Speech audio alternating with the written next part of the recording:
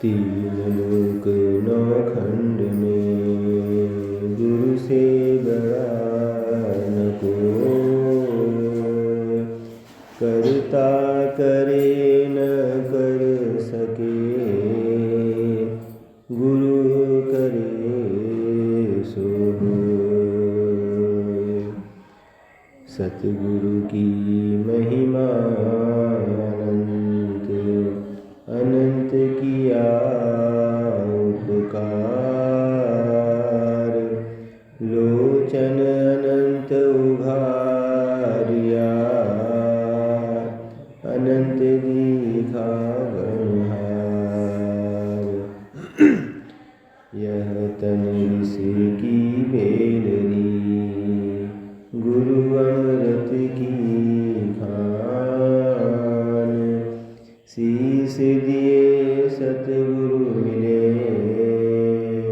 तो भी सस्ता दान। मत कोई भ्रम भूलो रे संसार, गुरु बिन कोई न उतरस पार। मत कोई भ्रम भूलो रे संसार, गुरु बिन कोई न उतरस पार। पहले शासन में बहुत सुंदर समय है। हम सब भाई बहन अपने गुरु की याद में यहाँ बैठे हुए हैं। स्वामी जी महाराज ने एक बार एक सत्संग में कहा कि जब परमात्मा चाहता है कि कोई जीव उसकी तरफ रुख करे, कि कोई जीव धर्म के रास्ते पर चले, कि किसी जीव के जीवन में सच्चाई का रास्ता खुले, परमात्मा का रास्ता खुले, तो परमात्मा क्या करता है कि उस जीव के जीवन में कुछ तकलीफ़ें भेज देता है। जब हम तकलीफ़ों में पड़ते हैं तब हमारे कर्मों के बंधन ढीले होने शुरू होते हैं और दुनिया के प्रति जो हमारा जुड़ाव है, जो लगाव है, वो कुछ कम होने लगता है। जब दुनिया के प्रति हमारा जुड़ाव कम होता है तब परमात्मा की तरफ देखने का, परमात्मा की राह में चलने का एक रास्ता हमारे लिए बन जाता है। तो हमारे जीवन में दुख जब आते हैं तो वो भी गुरु की एक दया है, गुरु की कृपा है कि वो हमें अंदर सहारा देते हुए बाहर एक चोट करता है ताकि हमारे जीवन में सुधार आ सके, ताकि हम सही रास्ते पर चलने वाले बने। आपके सामने एक ब्रह्मानंद जी का शब्द रखा जाएगा, उसकी बहुत छोटी सी व्याख्या करके फिर अंत में स्वामी जी महाराज का एक सत्संग रखा जाएगा और उसके बाद प्रार्थना होके हमारा आज का कार्यक्रम सत्संग का समाप्त होगा। ब्रह्मानंद एक ऐसे संत हुए हैं जिन्होंने ध्यान की गहराइयों में जाकर गुरु के प्रति जो सच्चा प्रेम होता है उसे पाया है, उसे जिया है। और दुनिया की जो व्यर्थता है, दुनिया में जीव नाते रिश्तेदारी, धन वैभव, इन सब में अपनी ज़िंदगी खराब कर देता है। तो ब्रह्मानंद जी के शब्द में जीव के बाहरमुखी होने की जो असारता है उसका जिक्र किया गया है। और शब्द के अंत में उन्होंने गुरु की शरण में जाने को ही केवल एकमात्र रास्ता बताया है इन तकलीफ़ों से छुटकारा पाने का और अपने निज स्वरूप को जानकर उस स्वरूप को पाने का। आप सबके बीच में ब्रह्मानंद जी का शब्द प्रस्तुत कर रहा हूँ। जिंदगी सुधार बंदे, यही तेरो काम है। जिंदगी सुधार बंदे, यही तेरो काम है। जिंदगी सुधार बंदे, मानुष की देह पाई, हरि से न प्रीति लाई।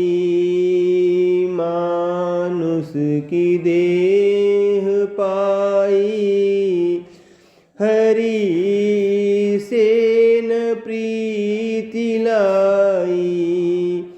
विषयों के जाल माही, विषयों के जाल माही। फसत निकाम है। जिंदगी सुधार बंदे, यही तेरो काम है।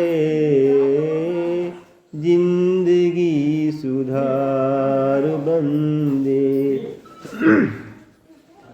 अंजलि को नीर जैसे, जावत शरीर वैसे। अंजलि को नीर जैसे, जावत शरीर वैसे। धरूं अब धीर कैसे, धरूं अब धीर कैसे। विपत्ति तमाम है। जिंदगी सुधार बंदे, यही तेरो काम है। जिंदगी सुधार बंदे। भाई बंधु मीत नारी, कोई ना सहायकारी। भाई बंधु मीत नारी, कोई ना सहायकारी। काल यम पास धारी, काल यम पास धारी। सिर पे मुकाम है। जिंदगी सुधार बंदे, यही तेरो काम है। जिंदगी सुधार बंदे। गुरु की शरण जाओ, प्रभु का स्वरूप ध्याओ। गुरु की शरण जाओ, प्रभु का स्वरूप ध्याओ। ब्रह्मानंद मोक्ष पाओ, ब्रह्मानंद मोक्ष पाओ। यही सुख धाम है, जिंदगी सुधार बंदे। यही तेरो काम है, जिंदगी सुधार बंदे। इस पद में ब्रह्मानंद जी ने सबसे पहले मनुष्य देह की महानता के बारे में, मनुष्य योनि में जीव के आने के सौभाग्य के बारे में वर्णन करते हैं। हम सब ने कई बार सत्संगों में सुना है, कई बार धर्म ग्रंथों के हवाले से ये बात हमारे सामने आती है कि जो मनुष्य की योनि है वो दुनिया की सृष्टि की सबसे बड़ी योनि है। गुरुवाणी में इसे सृष्टि की सरताज योनि बताया।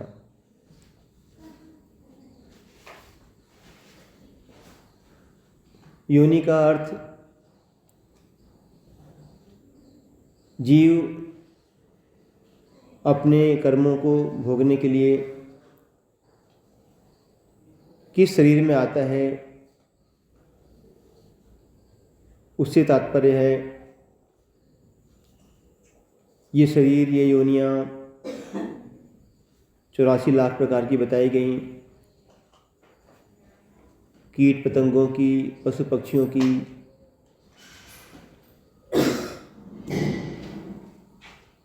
अन्य जानवरों की, सांपों की, देवताओं की, राक्षसों की और मनुष्यों की। कहते हैं कि जो मनुष्य योनि है वो एक प्रकार से चौराहे की भांति है। चौराहे का मतलब हुआ कि इस योनि में हम एक ऐसे स्थान पर हैं जहाँ से हम अपने जीवन की यात्रा 4 दिशाओं में कर सकते हैं। अगर हम किसी अन्य योनि की बात करें तो उन योनियों में किसी प्रकार के कर्म की स्वतंत्रता नहीं है। वो भोग योनियाँ हैं। प्रारब्ध कर्मों के वश जीव को मनुष्य के अलावा जिस योनि में भी आना पड़ा वो केवल अपने कर्मों के भोग के लिए आना पड़ा। जैसे कोई पशु है, कोई गाय, बैल या कुत्ता, वो कोई कर्म करने के लिए स्वतंत्र नहीं है। उसके जीवन की सीमा केवल यही है कि वो आहार, निद्रा और मैथुन में लगकर अपने जीवन की जो अवधि है उसे पूरी कर ले। इसके अलावा उनके जीवन में कुछ भी ऐसा नहीं है जो कि उन्हें किसी नए कर्म को करने की स्वतंत्रता देता हो। एक बैल, एक गाय या अन्य कोई भी जितनी भी योनियां हैं उनमें आकर उनका जीवन केवल खाने पीने और परिवार को बढ़ाने तक ही सीमित रहता है। लेकिन मनुष्य योनि एक ऐसी योनि है जिसे महात्माओं ने भोग योनि के साथ साथ कर्म योनि भी कहा। अपने कर्मों के फलों को भोगने के लिए जिन कर्म के फलों का जोड़ बनाकर, प्रारब्ध बनाकर हमें ये मनुष्य योनि दे दी गई, उस योनि में हमें सुख दुख रूपी उन कर्मों के फलों को, उन प्रारब्धों को भोगना पड़ता है। महात्माओं ने कहा, पहले बना प्रारब्ध पाछे बना शरीर। यानी कि जब हम इस शरीर में आ गए तो कुछ चीज़ें हमारे जीवन में तय हो गई। तुलसीदास जी ने कहा, लाभ हानि जीवन मरण यश अपयश विधि हाथ। ये जो विधि के हाथ में है, जो भाग्य है, ये हमारे उन कर्मों का फल है जो भोगने के लिए हम आए हैं और जिन्हें हमें भोगना ही पड़ता है। लेकिन जैसे अगर कोई व्यक्ति बीमार है, उसे शुगर की बीमारी हो गई, मधुमेह की बीमारी हो गई, तो अगर वो केवल अपने पिछले कर्मों के आधार पर उन्हीं संस्कारों के हिसाब से अपने जीवन का यापन करता रहे, तो मधुमेह या शुगर की जो परेशानियां हैं वो सब उसे भोगनी पड़ेगी। जल्दी थक जाएगा, शरीर में बल नहीं रहेगा, आंखें कमज़ोर हो जाएंगी, नसों में तकलीफ होगी, पैरों में जलन रहेगी, आदि जो भी इस बीमारी से संभव है होना शरीर में, वो सब होता है। तो वो उसे भोगता रहेगा। लेकिन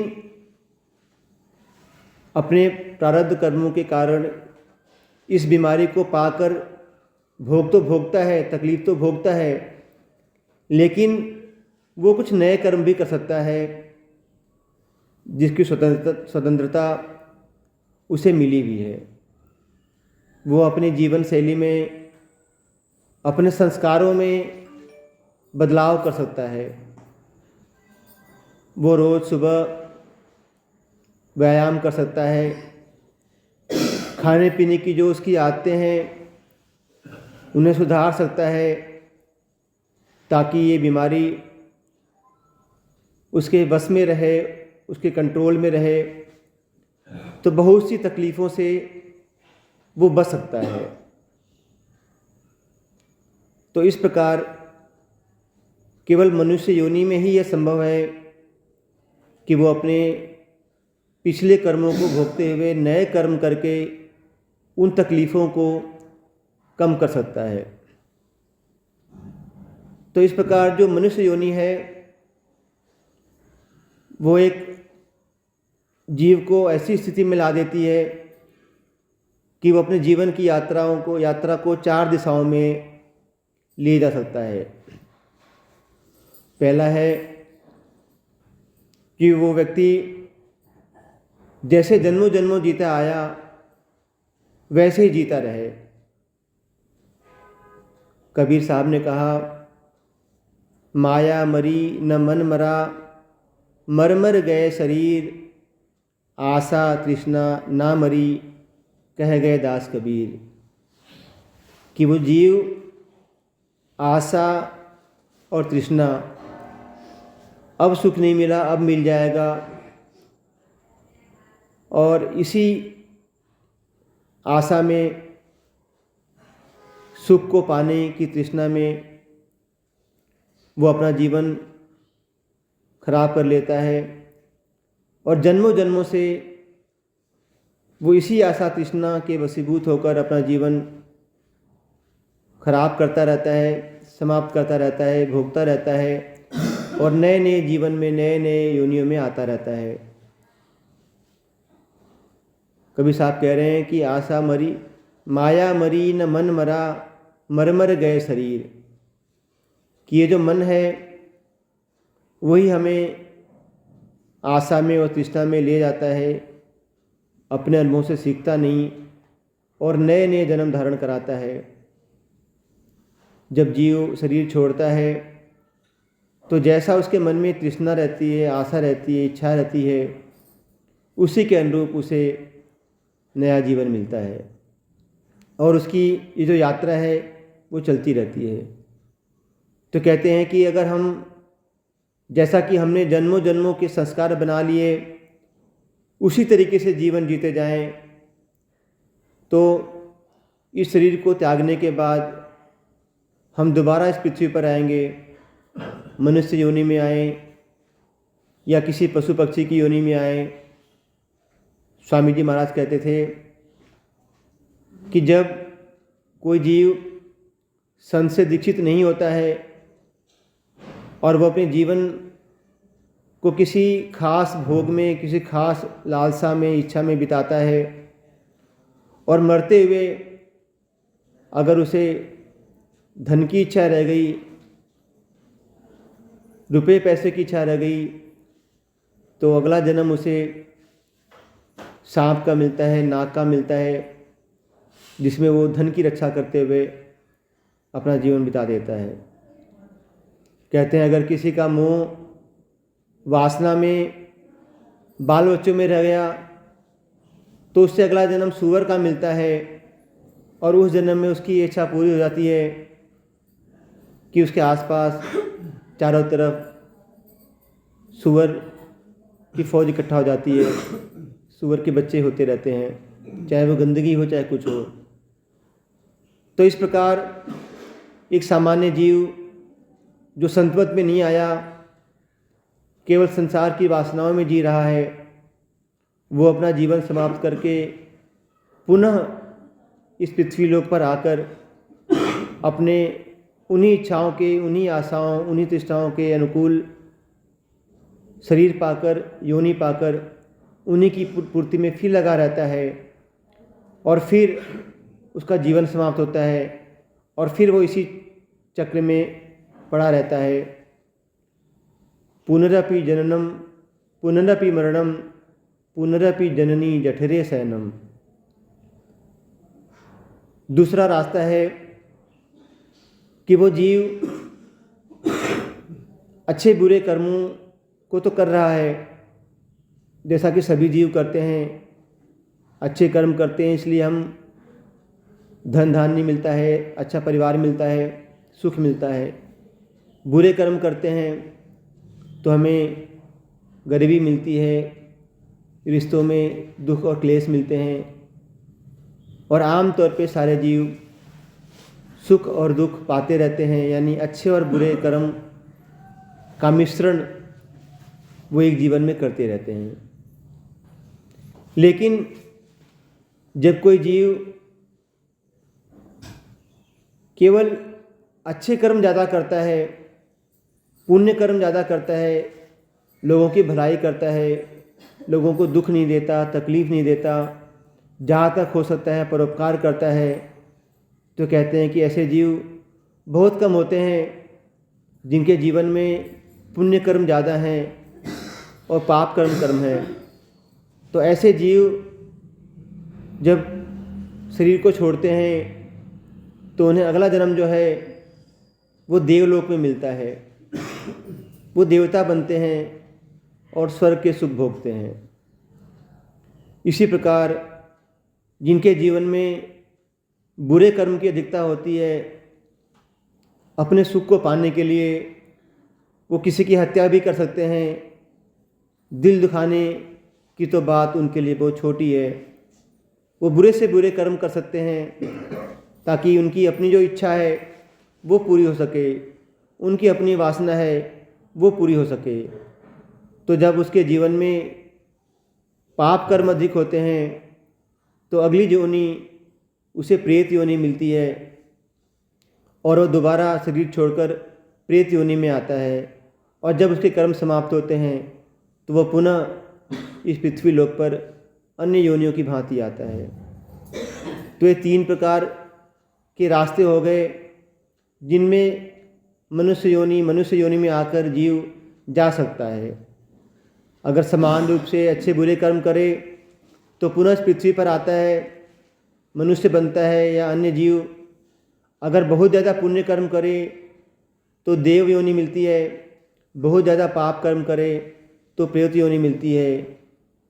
और एक चौथा रास्ता भी है जहाँ पे मनुष्य योनि को पाकर जीव अपनी यात्रा कर सकता है, और वो है कि किसी संत सद्गुरु की शरण में चला जाए, उनसे नाम दीक्षा ले ले, उनके बताए हुए रास्ते पर चले, उनसे प्रेम करे। तो उसके जीवन में क्या घटता है, उसके जीवन में ये जो वासनाओं का जाल है वो ख़त्म हो जाता है। क्योंकि संत क्या करते हैं, स्वामी जी महाराज कहा करते रहे हैं कि तुरंत मिलावे राम से उन्हें मिले जो कोई। कि जब संत किसी के जीवन में आते हैं तो वो तुरंत उन्हें परमात्मा से मिला देते हैं। परमात्मा से कैसे मिलाते हैं, तो संत महात्मा समझाते हैं कि परमात्मा एक निराकार शक्ति है, निराकार ताकत है। और परमात्मा जब इस दुनिया में इजहार में आया तो वो रोशनी के रूप में, आवाज़ के रूप में और सोम के रूप में आया। तो कहते हैं कि जब जीव को गुरु अपनी शरण में लेता है तो उसे ध्यान पर बिठाकर परमात्मा के इस प्रकट रूप का दर्शन करा देता है। जितने भी जीव स्वामी जी के शरण में आए वो सब स्वामी से जुड़े हुए हैं, क्योंकि परमात्मा ने उन्हें अपनी तरफ खींचा है, उन्हें झलक दी है, उन्हें भरोसा दिया है और उन्हें अनुभव दिया है। तो इस प्रकार एक चौथी यात्रा भी इस योनि को पाकर हम कर सकते हैं कि हम गुरु की शरण में आ जाएं। और हमारे स्वामी जी तो बहुत दयालु हैं, उन्होंने तो यहाँ तक कह दिया कि संत मत में 4 जन्मों के अंदर इस जीवन से, इस कुचक्र से, इस संसार से छुटकारे का रास्ता बताया जाता है। लेकिन जो जीव केवल मुझसे जुड़ा है अनन्य भाव से, जिसकी श्रद्धा केवल मेरे प्रति है, उसे इसी जन्म में मोक्ष मिलेगा। तो हम सबका बहुत सौभाग्य है कि हमें एक तो मनुष्य योनि मिली, यानी हमें कर्मों की स्वतंत्रता मिली, भोग के साथ साथ हमें गुरु मिले, नामदान मिला, दीक्षा मिली। अब केवल एक ही काम हमें करना रह गया है कि हम अपने गुरु के बताए हुए रास्ते पर चलें। जो रास्ता सुझाया है, जो उन्होंने हुक्म हमें दिया है, हम उनके हुक्म को माने और 10वें द्वार पे पहुंचकर, गगन मंडल पर पहुंचकर, 9 द्वारों का जो ये शरीर है उन 9 द्वारों से ऊपर माथे पर पहुंचकर, ब्रह्मरंध्र में पहुंचकर परमात्मा के उस प्रकट रूप को महसूस करें, जिसे कि सही अर्थों में स्वामी जी ने उपासना कहा है कि जब आत्मा प्रभु की उन अभिव्यक्त धाराओं के सानिध्य में आती है, ब्रह्मरंध्र में आकर, तभी वो उपासना होती है और तभी उसके जीवन में धर्म का उदय होता है और तभी वो सही माने पे धर्म पर चलने वाला बनता है। जब तक जीव 9 द्वारों में उलझा हुआ है तब तक स्वयं परमात्मा सामने आ जाए, गुरु सामने आ जाए, उसका जो मन है उधर जाता नहीं। वो अपने जो जीवन की जो वासनाएं हैं, जो दुनियावी इच्छाएं हैं, उन्हीं में लगा रहता है। तो संत की दया से, परमात्मा की दया से, स्वामी जी की दया से हमें अनुभव मिला और हम उस स्थान पर पहुंचने वाले बने, क्योंकि जब भी नामदान देते हैं उसमें स्वामी जी कुछ न कुछ पूंजी सब जीवों को देते हैं, जिसके सहारे हम आज तक उनसे जुड़े हुए हैं। तो ब्रह्मानंद जी इस पहले पद में मनुष्य शरीर की महानता के बारे में बताते हैं। कहते हैं, मानुष की देह पाई प्रभु से न प्रीति लाई, विषयों के जाल माही फसत निकाम है।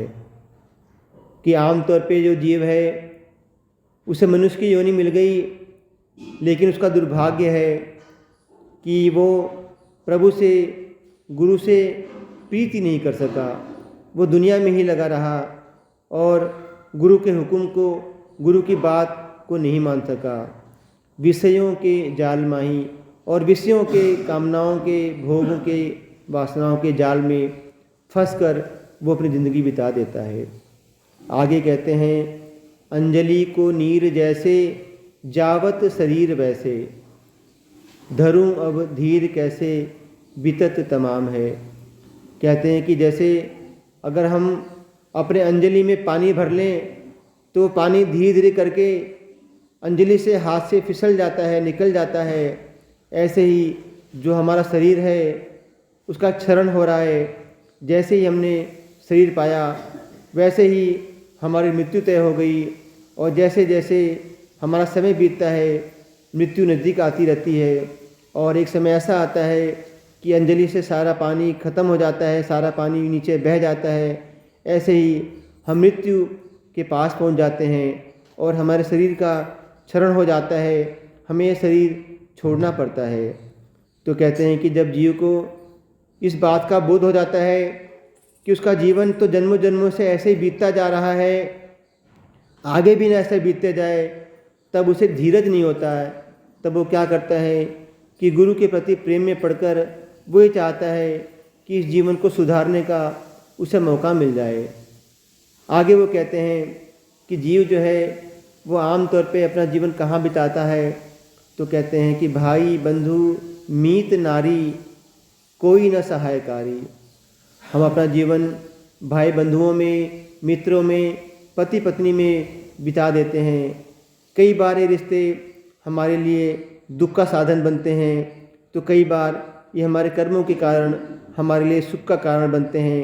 ये हमें वास्तव में सही रूप से हमारी परवाह करते हैं, लेकिन फिर भी एक समय ऐसा आता है जब कि ये भाई बंधु मीत नारी कोई भी सहायकारी नहीं होता, कोई भी हमारी सहायता नहीं कर सकता।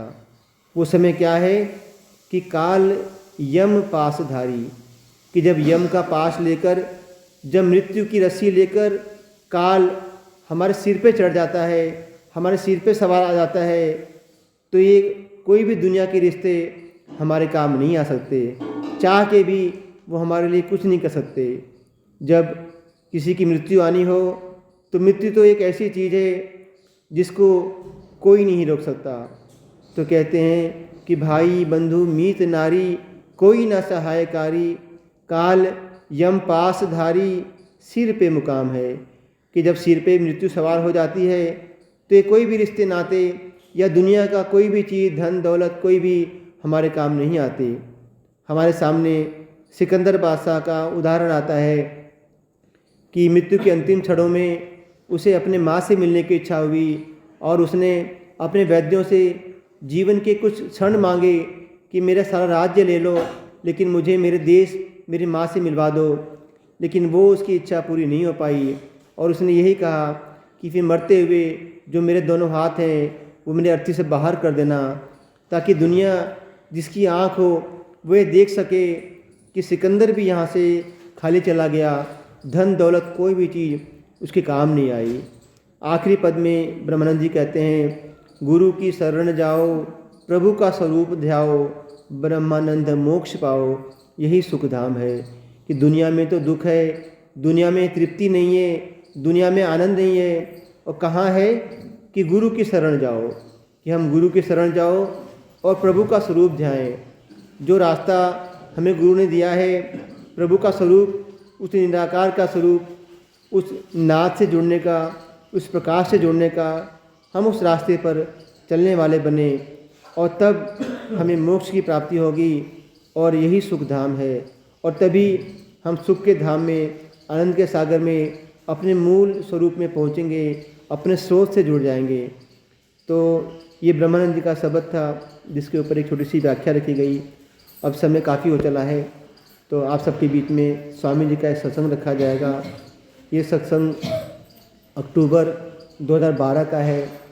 तो इस सत्संग को आप लोग बहुत ही ध्यान से सुनिए कि स्वामी जी महाराज हमें क्या हुक्म देते हैं और हमें उनकी बात को, उनके हुक्म को मानकर क्या करना चाहिए। तो संत महात्मा केवल हम सबके कल्याण के लिए आते हैं और हमें कल्याण का ही मार्ग दिखाते हैं। तो स्वामी जी महाराज का ये सत्संग हम सब के लिए एक रास्ता बताता है और उनका हुक्म क्या है, उनकी चाह क्या है, वो हमसे क्या चाहते हैं, वो स्वामी जी महाराज इस सत्संग में हमसे फरमाते हैं। गौर से सुने कि स्वामी जी महाराज क्या कहते हैं।